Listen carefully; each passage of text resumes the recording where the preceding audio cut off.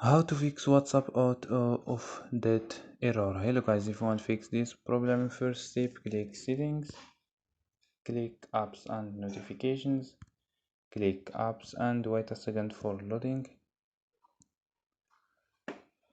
Scroll down for search your app WhatsApp, or click here and search WhatsApp. Go to full stop and click OK and go to storage and just click clear cache. After these steps, go to data and turn off mobile data and turn on and turn off Wi-Fi and turn on. So don't forget like and subscribe. Bye.